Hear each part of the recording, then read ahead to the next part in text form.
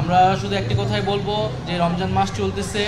রমজান আমাদেরকে আত্মসংযম এবং ধৈর্য এবং সহনশীলতার শিক্ষা দেয়। আমরা সেটা ধারণ করব।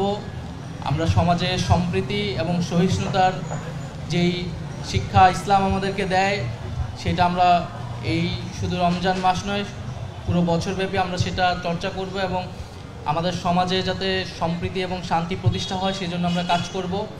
আমাদের সমাজে এখন আমরা নানা রকম অস্থিরতা দেখতে পাচ্ছি।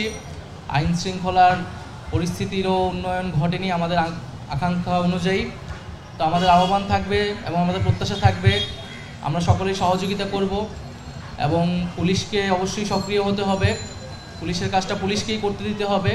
আমরা নিজেরা কেউ আইন হাতে তুলে নেব না এবং শান্তি, সম্প্রীতি এবং সহনশীলতার চর্চাটা আমাদের প্রত্যেকের নিজ নিজ জায়গা থেকে আসলে করতে হবে এবং সকলে মিলেই আমরা এই সময়টা কাজে লাগাবো যাতে আমাদের দেশের সামনের দিকে সমৃদ্ধিটা হয় এবং পুরো রমজান মাস জুড়েই যাতে দ্রব্যমূল্য আরও নিয়ন্ত্রণে থাকে এবং ঈদের সময় মানুষ যাতে স্বস্তিতে ঈদের বাজার করতে পারে এবং নিরাপদে তার যে বাসায় ফেরত যেতে পারে, নিরাপদে সড়কের যাতে নিরাপত্তাটা থাকে সেই বিষয়গুলো সরকার নিশ্চিত করবে, এটা আমাদের প্রত্যাশা থাকবে।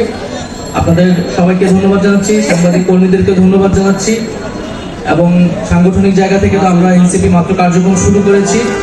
রমজান মাস হচ্ছে আমাদের খুব বেশ বড় কোনো কর্মসূচি থাকবে না। আমরা মূলত আমাদের গঠনতন্ত্র এবং আমাদের পরবর্তী পরিকল্পনা এবং সাংগঠনিক যে কার্যক্রম সেটাই করবো আমরা এবং হয়তো রমজান মাসের পরে আমাদের পুরো দেশব্যাপী আমাদের যে কার্যক্রম সেটি আসলে শুরু হবে। তো আজকে সবাইকে ধন্যবাদ জানাচ্ছি আপনাদেরকে আসার জন্য এবং যারা এখানে ইফতারে এসেছেন। আমাদের ক্ষুদ্র প্রচেষ্টা থেকে আমরা আপনাদের সাথে শরীক হতে এসেছি এবং সামনের দিনগুলোতেও আমাদের সুখ দুঃখ সবকিছুই আমরা এই দেশের জনগণের সাথে ভাগাভাগি করে নিব। আমরা একসাথে রাজপথে ছিলাম, সামনে আমাদের ভবিষ্যৎ আমাদের একসাথেই হবে। আমরা একসাথেই ভালো থাকবো, না হলে একসাথেই খারাপ থাকবো।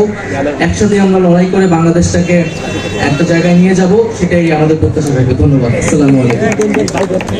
সকলকে ধন্যবাদ জানাচ্ছি।